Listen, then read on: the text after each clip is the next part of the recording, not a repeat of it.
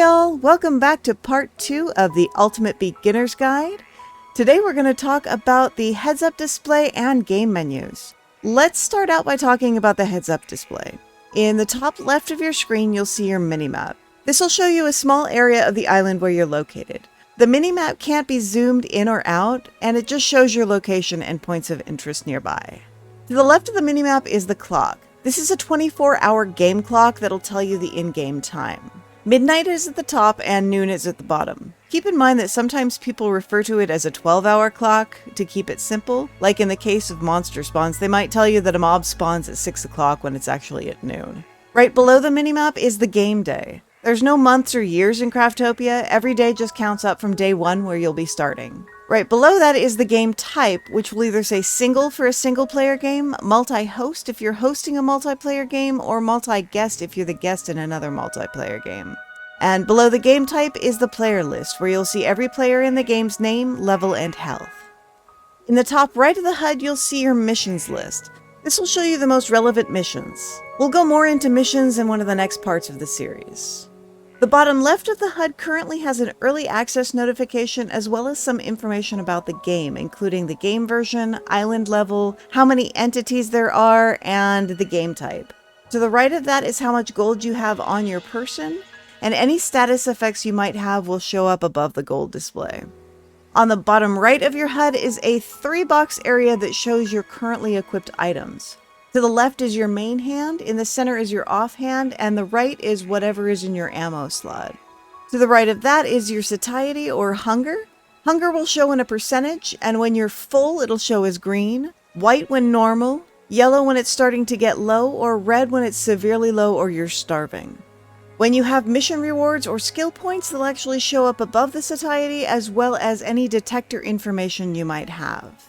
In the center at the bottom is your toolbar or hotkeys. Each toolbar has 10 slots labeled 1 through 9 and 0. The 0 slot, when empty, will free up whatever is in your main hand. However, it can also be used for a skill or item. But if you do, it'll lose the ability to free up your main hand with that hotkey.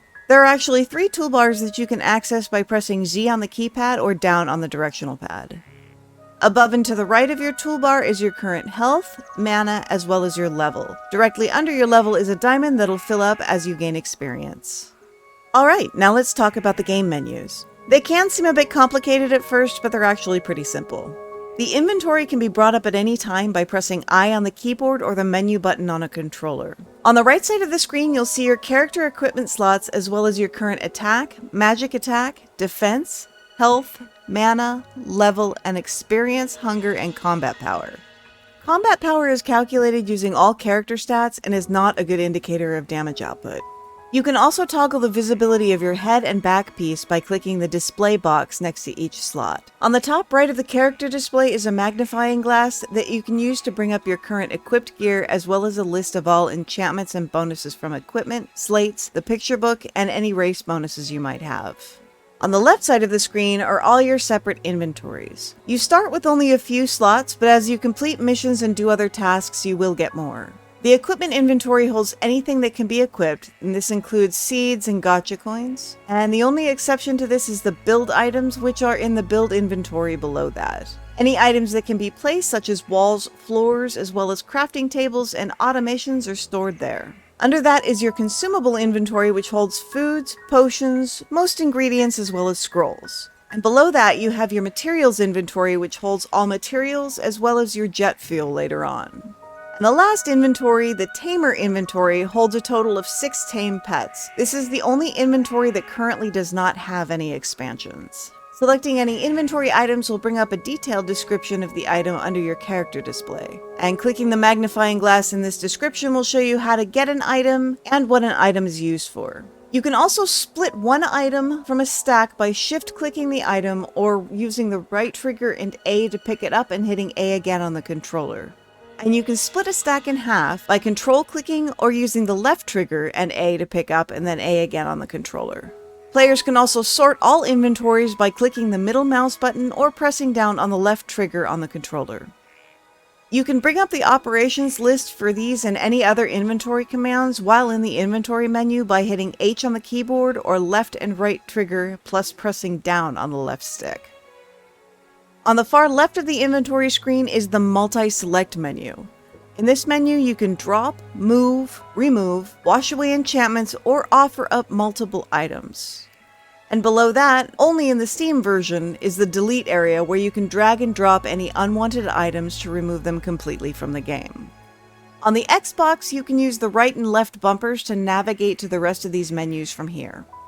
Next, we have the crafting menu. Players on PC can open this up by pressing O on their keyboard or clicking the tab at the top of the menu screen. This menu is for the very simple crafts that you can do from your inventory. Basic weapons, tools, altars, and a few building materials and some other things. When crafting from your inventory, you can only craft one item at a time and cannot craft stacks.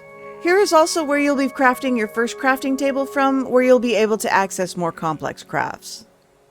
After that is the missions list. This is where you can see your current and past missions or quests in the game. You can check to see your progress in individual tasks or missions as a whole, as well as see the rewards for tasks and missions here. We'll go over more information about them in another episode. Next, we have the skills menu. PC players can access this menu by hitting Y key from outside the menus or clicking the tab from the inside. There are currently 6 categories of skills: basics, combat, magic, living, trick, and tamer, all with different tiers of skills that will unlock as you open up more skills. We'll go into more detail about this in another episode as well.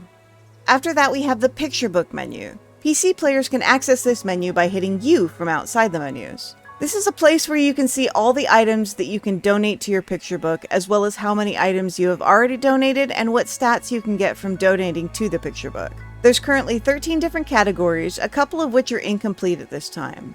On Xbox, you can navigate through these categories using the right and left trigger buttons. The right stick to navigate through the pages, and the left stick to navigate through the individual items. We'll go into more detail into the picture book, donations, and stats in another episode. The last menu is the blueprints menu, where you can see all the current blueprints in the game and how to get your hands on them. Next, we have the map. You can open up the map by pressing M on the keyboard or down on the directional pad on a controller. Unlike the minimap, this map shows the entire island. It's cordoned off into individual squares with accompanying letters and number coordinates for easy reference. It'll be mostly black until the player travels to the areas to remove the fog of war from the map. Dungeons will show up as little towers. Blue towers are trial dungeons, and yellow towers are dungeons of islands, abandoned mines, or royal tombs. Bedrocks will show up as the brown rock-like circles, and buildings will show up as little yellow houses. While these will mostly be player-created buildings, some monster buildings will show up as little houses as well. Anubis' island shows up as a white circle. Monster platforms will show up as orange squares. The altar of transportation shows as an icon version of the altar. Monoliths are small gray rectangles and show their range on the map as an orange square. Talisman flags show up as a small flag with their range as a blue square around them. And the player's location and direction is denoted by a red arrow. You can left-click on the map to create a waypoint and right-click to remove it. All players in multiplayer will also be able to see your waypoint. And lastly, we have the Exit and Settings menu. Players can access this menu by hitting Escape on the keyboard or the Select button on the controller. The settings area is where you can change your game difficulty, autosave frequency, graphics, audio input settings, as well as your key assignments. You can use the Reset to Default button at any time to set the game back to its original settings. Save manually will save the game but allow you to keep playing. Save and return to the title screen brings you back to the Start menu, and Save and Quit will close the game entirely. The Hide UI button at the very bottom removes the HUD for screenshots or shooting videos without the HUD in the way. A huge thank you to Pugs and Boomer for their assistance with the controller commands and Xbox navigation. Without them, I wouldn't have most of this information. Episode 3 will be up next, where we talk about starting out in your first days in the game. If you guys have any questions or comments, you're welcome to join us on our Discord in the link below, or feel free to leave a comment on the video as I do answer those as well. As always, thank you guys so much for watching. If you enjoyed this video, click like and subscribe, and have a great day.